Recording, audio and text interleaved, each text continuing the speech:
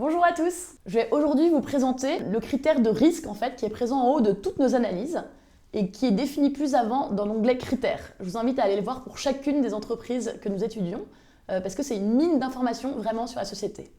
Alors qu'est-ce que cette note de risque veut dire? Ce qu'on essaye d'estimer avec ce pourcentage, c'est le risque spécifique à chaque action.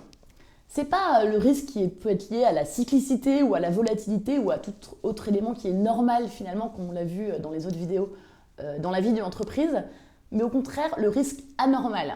Celui qui peut vraiment déstabiliser une entreprise et qui est généralement peu pris en compte quand on fait une analyse financière. Pour essayer d'évaluer ce risque, on a listé les 10 grands champs qui pouvaient éventuellement menacer une entreprise. Donc on a une liste de 10 grands risques.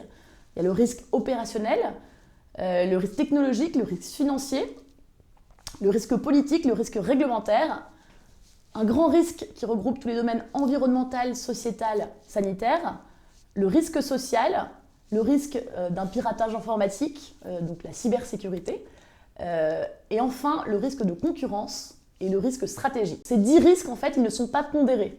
Ils sont retenus chacun comme ayant le même poids, le même coefficient. L'idée, c'est peu importe le risque, qu'il soit financier ou stratégique ou de concurrence, une fois qu'il arrive, il menace la prospérité de l'entreprise, et peu importe qu'il provienne d'une énorme grève, ou alors d'une contamination environnementale, ou d'un pays qui ferme un énorme marché parce que les dirigeants ont changé, etc. C'est vraiment l'idée, c'est de voir le black swan qui peut surgir de n'importe où, et qui peut menacer une entreprise. Donc c'est vraiment ça qu'on essaye d'étudier avec notre notation de risque. Après, comment on la construit concrètement la note? Eh bien, chacun de ces risques est noté de 1 à 4 en fonction de sa fréquence. Alors la note 1, ce sera très improbable, 2 peu probable, 3 occasionnel et 4 très probable. Et également en fonction de son impact potentiel sur le résultat de la société, qu'on appelle la gravité. Alors cette gravité, si l'impact sur le résultat est inférieur à 5%, on considère que c'est une gravité faible, donc on la note 1. Et en revanche, au contraire, c'est très grave si l'impact est supérieur à 30%. Donc là, on donne la note maximale, le 4. Chacun de nos risques est noté de 1 à 4 en fonction de sa fréquence et de 1 à 4 en fonction de sa gravité.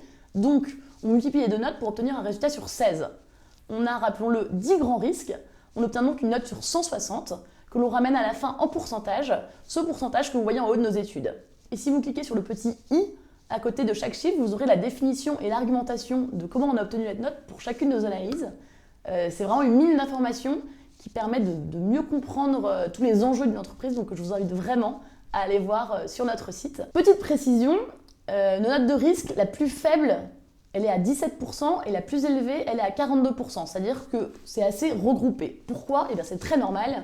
Les entreprises que l'on étudie pour l'instant sont essentiellement des grosses cotations.